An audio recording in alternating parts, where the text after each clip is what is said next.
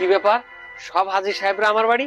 আপনি এমন ভাব করছেন মনে হয় আমরাই হাজি, আপনি কিছুই না। কথা ছিল আমরা সবাই একসাথে হজে যাব, তা আপনার আবার আলাদা যাওয়ার কি দরকার ছিল? আলাদা যাওয়া মানে? তোমরা কি বলছো? আমি তোর আগামাথা কিছু বুঝতে পারছি না। হ্যাঁ, আপনি তো এখন বুঝবেনই না। হজে দেখছি সব জায়গায় আপনি সবার আগে আগে, আর এখন আপনি বলছেন যে আমি কিছুই জানি না।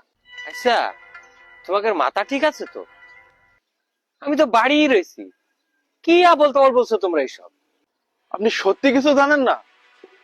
মাথা আমাকে খারাপ হয়েছে না আপনার?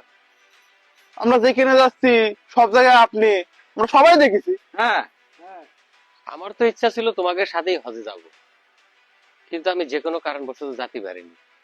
তবে আল্লাহ পাক আমাকে স্বপ্নে কাজটা পূরণ করেছে, এবং সেটা ছিল একদমই বাস্তব। এটা কি বলছেন আপনি? স্বপ্ন ছিল একদম বাস্তবের মতো, আবার আমরা আপনার দেখলাম, তো এটা কিভাবে সম্ভব? হজে যাওয়ার জন্য টাকাও তো আমি ঠিকই গুছাইলাম, কিন্তু হঠাৎ একদিন আব্বু, গাঙের পাড়ে যারা থাকে হ্যাঁ, ওরা মাংস খাচ্ছিল, আমার খুব লোভ হয়েছে, আমি এক পিস মাংস চাইছি, আমার দিইনি। কি বললি?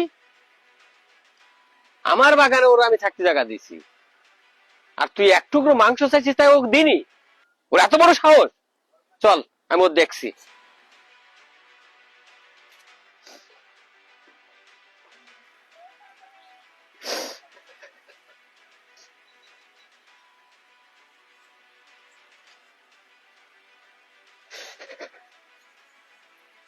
আব্বা, ওই দেখো ওরা খাচ্ছে।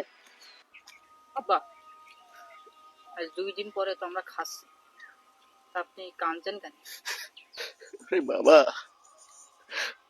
আমি যে কাঁদছি কেন কত তোদের শুনতে হবে না রে। কি বাবা চাচা, আমি আমার জায়গায় আপনার আমি থাকতে দিছি। আমার ছেলে আসছিল, এক টুকরো মাংস ছিল, আপনি তার মাংস দেননি। আচ্ছা, এক টুকরো মাংস দিলে কি এমন ক্ষতি হতো? মাংস তো মেলাই নিতেছেন। দেখেন, আমরা যে মাংসটা খাচ্ছি এটা আপনার ছেলের দেওয়া যাবে না। কেন আমার ছেলে দেওয়া যাবে না? কেন, কি এমন হয়েছে মাংস আমার ছেলে দেওয়া যাবে না? দেখেন বাবাজি, এই মাংসটা আমাদের জন্য হালাল, কিন্তু আপনার জন্য হালাল না, আপনার জন্য হারাম। আরে আজব ব্যাপার তো, আপনার জন্য হালাল আর আমার জন্য হারাম, কি বুঝতে যাচ্ছেন আপনি? দেখেন, আজ 2টো দিন আমাদের ছেলে মিলে নিয়ে আমি না খেয়ে কষ্ট করে রয়েছি।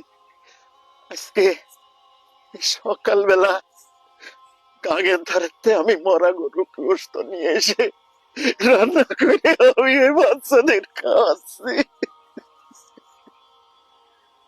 আপনি এত কষ্টে দিন যাপন করছেন, আপনি আমার কাছে বলেননি?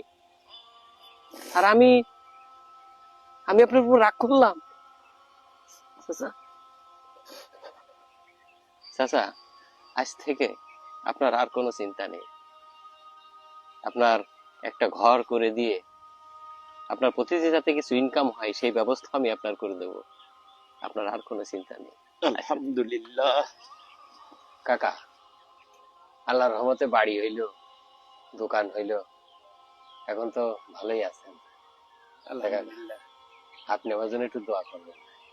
বাবা, তুমি আমার জন্য যা করেছো এরকম মানুষ পাওয়া খুব কঠিন।